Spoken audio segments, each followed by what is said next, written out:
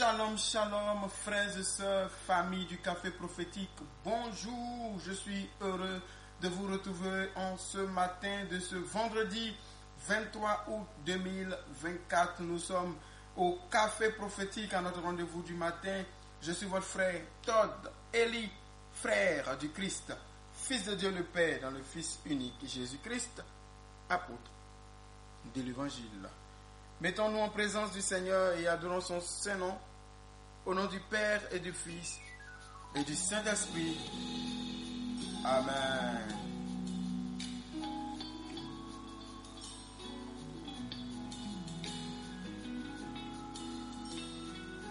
Ce matin, soit dans la paix, soit dans la joie, il y a Dieu dedans.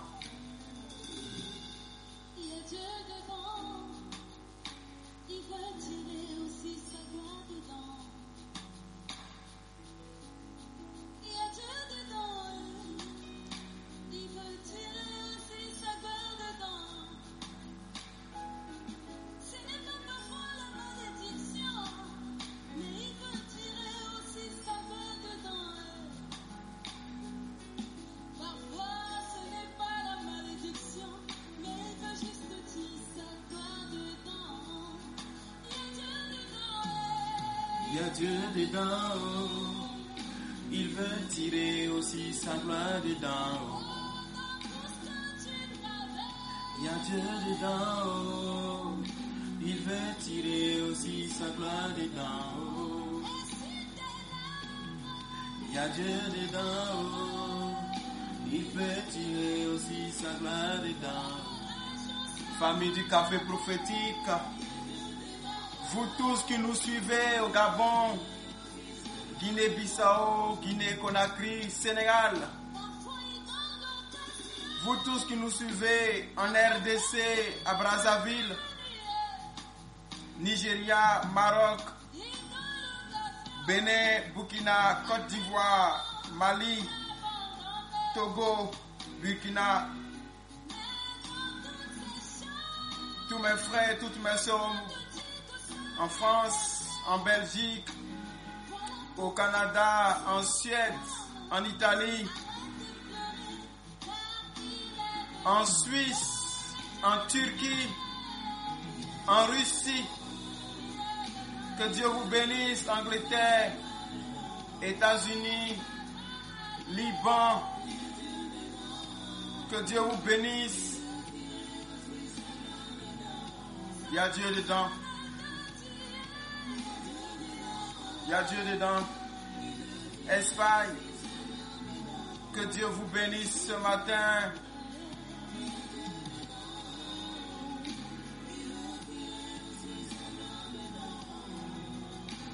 Koweït, que Dieu te bénisse.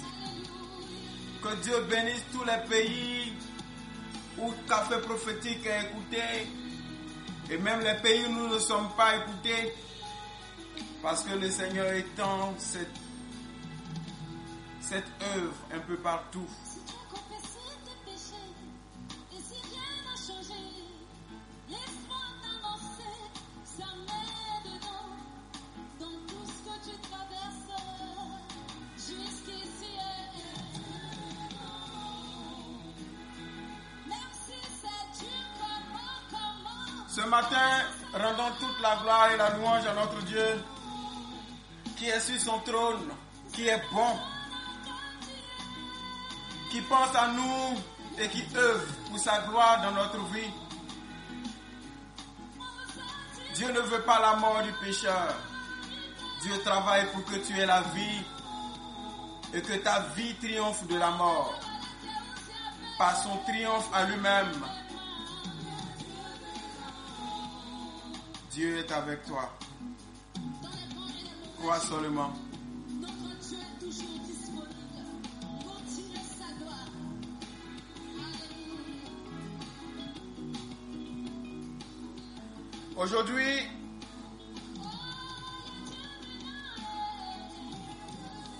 nous allons aller avec Jean chapitre 11. Le passage qui traite de la résurrection de Lazare. Frère, Lazare est le meilleur ami à l'époque. Donc on va dire était le meilleur ami de Jésus. La Bible nous dit clairement que Jésus allait régulièrement chez eux. Parfois quand il n'avait pas ministère, il allait chez eux pour passer du temps, pour se reposer. C'était des amis, c'était en même temps comme une famille d'accueil. De temps en temps, il allait là, il mangeait. Et puis, loin de la foule, il pouvait être avec ses amis, parler de tout et de rien. Vous voyez? Il était vrai Dieu et vrai homme.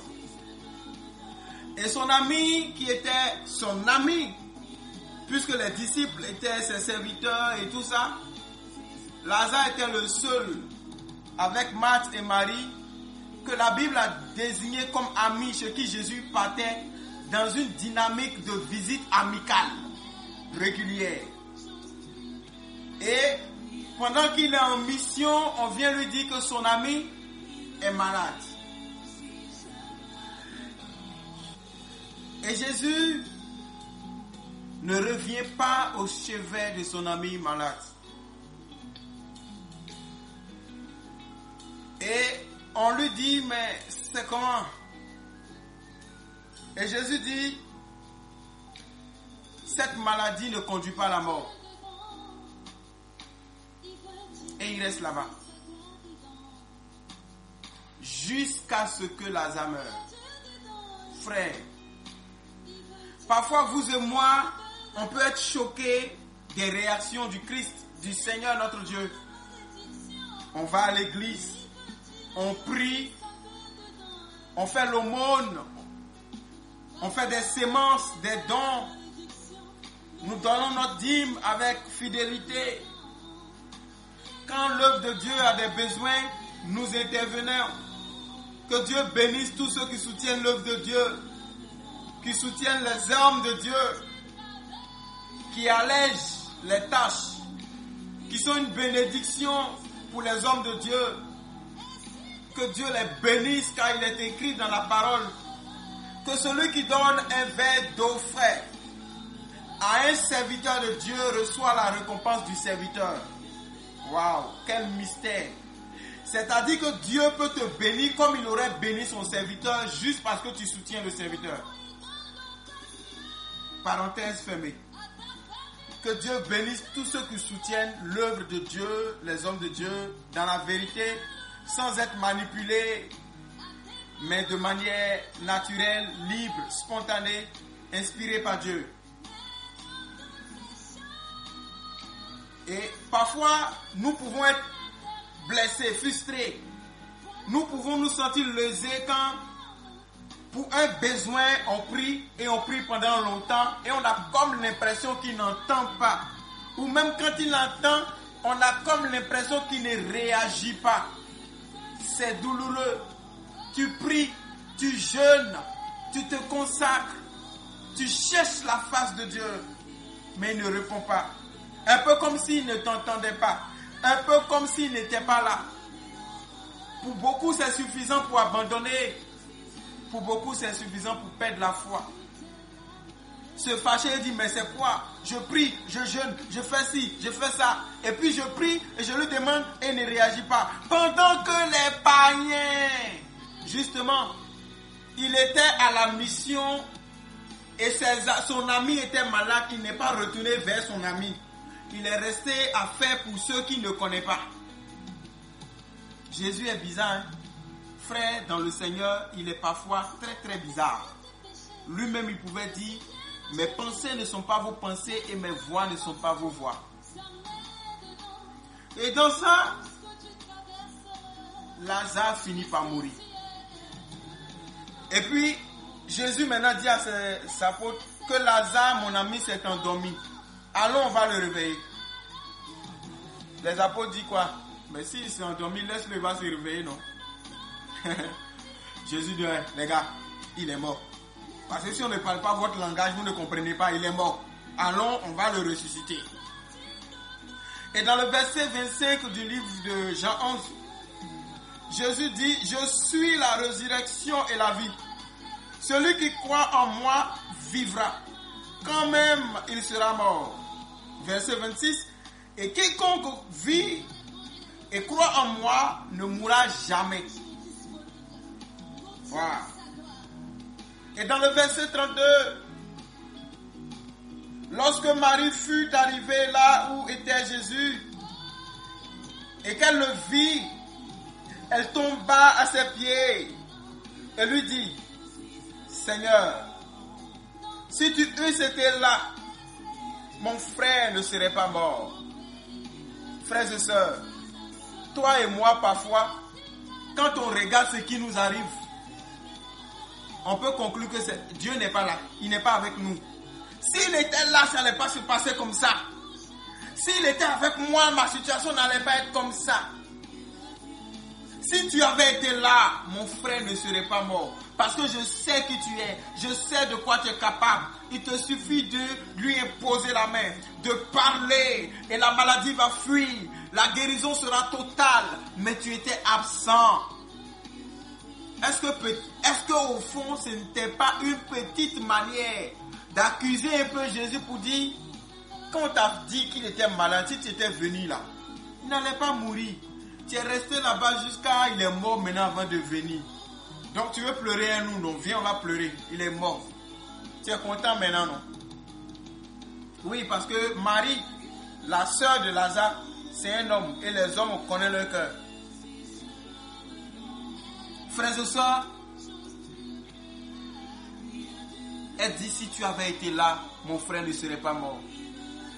Toi et moi, bien souvent, quand nous nous retrouvons dans des difficultés, jusqu'à ce que ça se complique, notre conclusion, c'est que Dieu n'est pas avec nous. Parce qu'apparemment, c'est gâté. Jésus pouvait dire,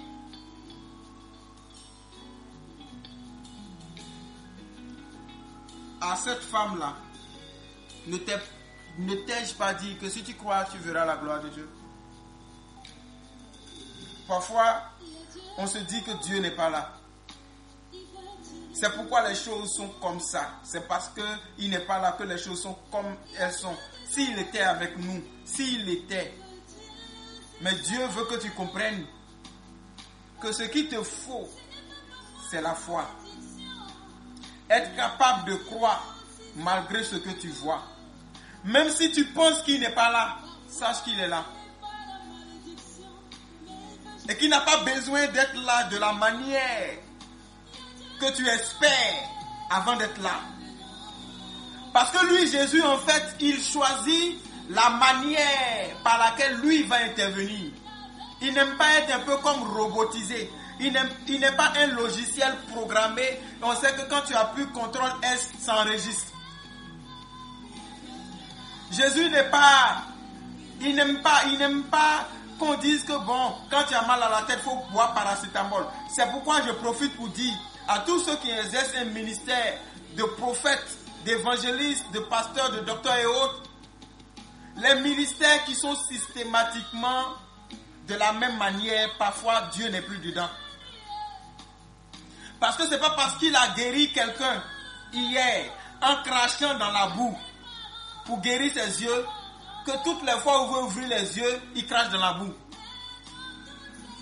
Laissons le Saint-Esprit conduire l'œuvre selon lui-même, dans son style et selon les voies que lui-même il aurait choisies.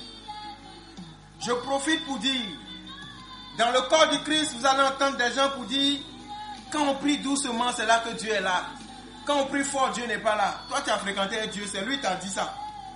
C'est lui qui t'a dit que quand on prie fort, là, lui ne vient pas.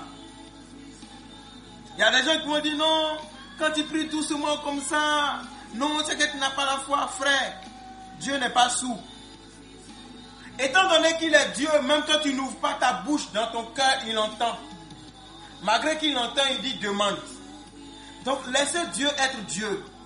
Arrêtons, frères et sœurs dans le Seigneur, pasteurs de nos églises, d'évanciers que nous respectons, pour qui nous prions. Arrêtons d'être les traceurs de chemin de l'esprit. Laissons plutôt l'esprit tracer les chemins qu'il veut que l'Église emprunte. Sinon, parfois, nous avons fermé les portes à Jésus à cause de nos paradigmes. Notre manière de penser et de voir, au point où quand Dieu n'est pas dans le système dans lequel nous avons prévu les choses, on dit c'est qu'il n'est pas là. Quand il veut entrer, on ferme la porte. Jésus, Saint-Esprit, chez nous ici on ne parle pas fort. Laissez le Saint-Esprit être ce qu'il veut. Parfois il vient dans la brise légère. Parfois il y a un violent coup de vent. Parfois la nuée vient au-dessus de la tente de la rencontre tranquillement. Parfois c'est dans le feu et l'éclair. Laissez le Saint-Esprit, laissez Dieu être Dieu. Et procéder de la manière qui lui convient. Alléluia. Parfois on prêche. Vous allez voir café prophétique, parfois je parle doucement. Parfois je suis un peu plus vigoureux. C'est selon la dynamique de l'esprit, selon la dynamique du moment. Parfois je ne donne pas de parole de connaissance totalement. Parfois j'en donne. C'est lui qui est le chef de la mission. Nous ne sommes que des canaux. Lorsque le canal commence à dire non à l'eau qui doit passer, c'est pas ici tu vas passer. Ah, frère, tu n'es que le canal. Attention. Parfois Dieu veut faire des choses dans notre vie, mais à cause de notre manière de penser et nos schémas, Dieu est obligé de nous laisser pour aller faire avec quelqu'un d'autre qui va lui laisser la main de faire comme lui veut faire. Mon Dieu, quand on écrit de la droite vers la gauche. Maintenant le Saint-Esprit dit aujourd'hui je vais écrire de la gauche vers la droite. Il dit non, c'est que c'est pas toi, tu passes pas ici. Frère, c'est toi qui l'as créé.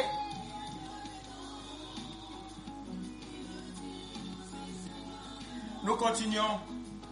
C'est pour dire à tout le monde, peuple de Dieu, pasteur, fidèle, Dieu trouve la manière par laquelle il va faire ce qu'il veut faire et il l'a fait de manière souveraine.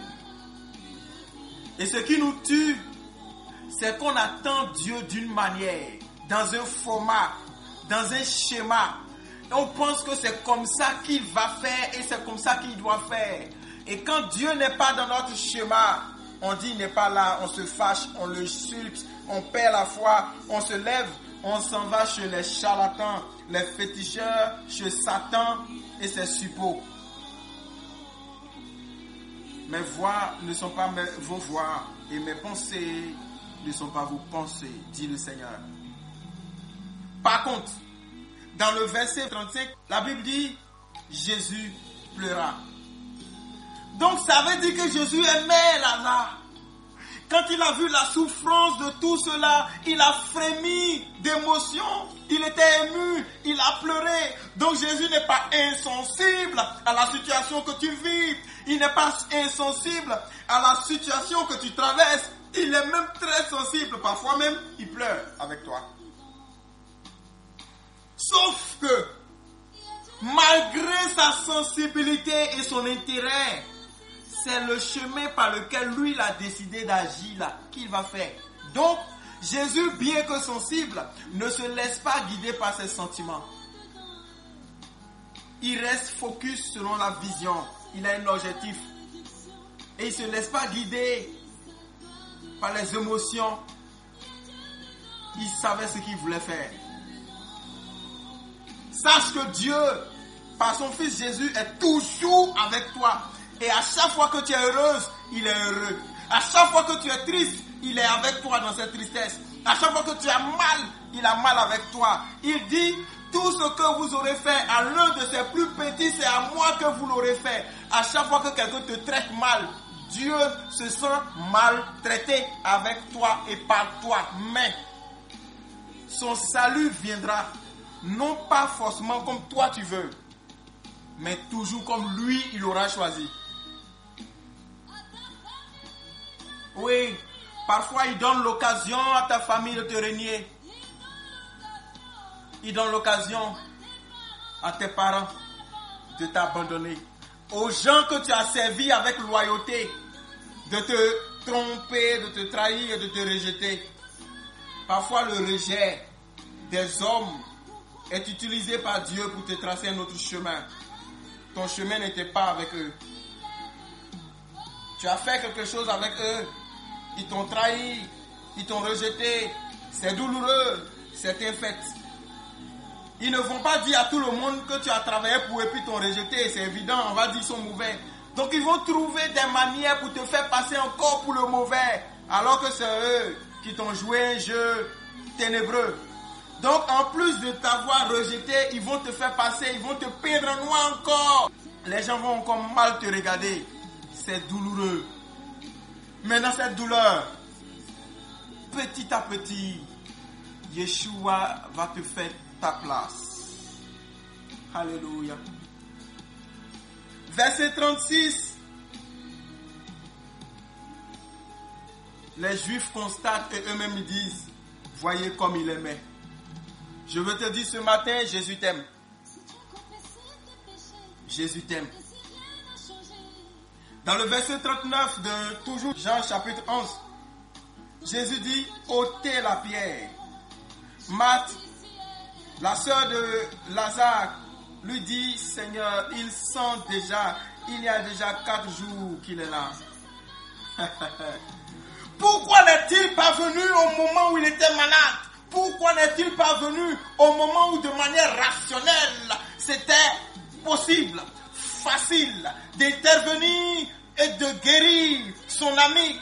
Il vient après sa mort, au moment où Lazare est mis au sépulcre, au moment où Lazare a déjà passé 4 jours dans la tombe. Lazare est déjà mort, il pue, il décompose déjà. Peut-être que ton cas est encore à la période de maladie, c'est pourquoi il n'a pas encore intervenu. Peut-être que ton cas est déjà arrivé à la période de mort, et tu te dis, voilà, il n'est pas venu jusqu'à ses morts, donc c'est mort, c'est fini. Non, mais je vais t'annoncer ce matin, le Dieu qui fait sortir les cadavres décomposés vivants. Le Dieu qui aime venir à la dernière minute pour que le décomposé revienne en forme. Et c'est ce qu'il veut faire pour toi. Verset 40, Jésus lui dit, ne t'ai-je pas dit, si tu crois, tu verras. Si tu crois, tu verras. Si tu crois, tu verras. Frère, Jésus te dit ce matin, si tu crois, tu verras. Il y a Dieu dedans. Que ta situation s'aggrave, ce n'est pas toujours les sorciers. Parce que la gloire de la résurrection est plus grande que celle de la guérison. La gloire que Dieu va tirer dans ta résurrection dépasse celle qui va tirer dans ta guérison.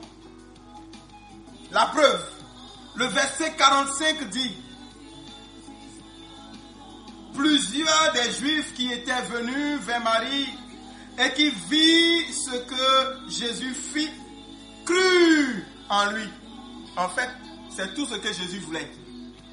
Quand il finit de ramener Lazare à la vie, ceux qui étaient là mais qui ne croyaient pas avant, on dit, yeah, ça là, quelqu'un qui fait ça là. Non, nous croyons désormais. S'il avait guéri, peut-être que ces Juifs n'auraient pas cru. Lui veut, même par ta situation, profiter de ton cas pour impacter beaucoup d'autres personnes à côté. Ce n'est ni toi le fautif, ce n'est ni ta famille la fautive, mais Dieu veut tirer aussi sa gloire dedans. Alléluia. Je veux donner la gloire à mon Dieu. Qu'il soit béni, qu'il soit élevé. Lui qui est dans ta vie, qui est dans notre vie. Même quand tu as l'impression que les choses vacillent. Oh. Même quand les choses lambinent, quand les choses traînent. C'est pas forcément la malédiction. C'est pas forcément l'ennemi. Sauf qu'il y a Dieu dedans. Hey. Répète. Il y a Dieu dedans. Il y a Dieu dans mon cas. Il y a Dieu dans ma situation. La femme stérile enfantera 7 fois. Il y a Dieu dans mon cas. Il y a Dieu dedans. Seigneur, je te donne toute la gloire parce que tu es dans mon cas. Toi le Dieu qui a ressuscité Lazare, tire ta gloire dans ma vie. Ramène-moi de la mort à la vie. Ramène-moi de la mort à la vie. Que ma famille qui m'a renié finisse par voir que tu es Dieu. Ramène mon cas de la mort à la vie. Mon commerce, mon travail, mon couple, mon mariage. Hey! Geda baba baba baba.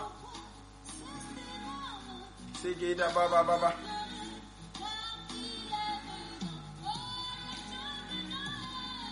Il y a Dieu dedans haut, il veut tirer aussi sa gloire dedans haut. Oh, quelqu'un s'appelle Michel, il y a Dieu dedans. Kedabao segede broche.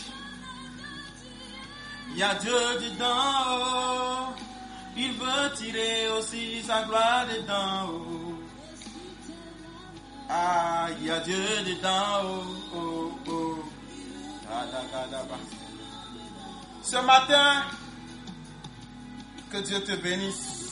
Sois fortifié dans la foi, sois encouragé, lève-toi, n'abandonne pas, sache que Dieu est dedans. Tu ne vois pas les choses comme tu veux, mais lui, il fera les choses. Peu importe, à la fin tu vas danser. Yes.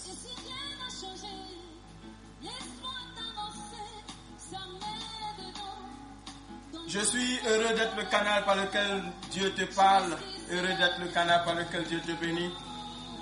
Je suis votre frère Todeli, café prophétique de ce matin. Simplement comme ça nous nous arrêtons. Que Dieu vous bénisse. Ce soir nous n'aurons pas la prière et exceptionnellement demain nous n'aurons pas la prière parce que je serai vraiment pris ce soir et demain. Rendez-vous lundi. Excellent week-end. Que Dieu vous bénisse. Que Dieu vous bénisse abondamment. Shalom, shalom. Au nom du Père et du Fils et du Saint-Esprit. Amen.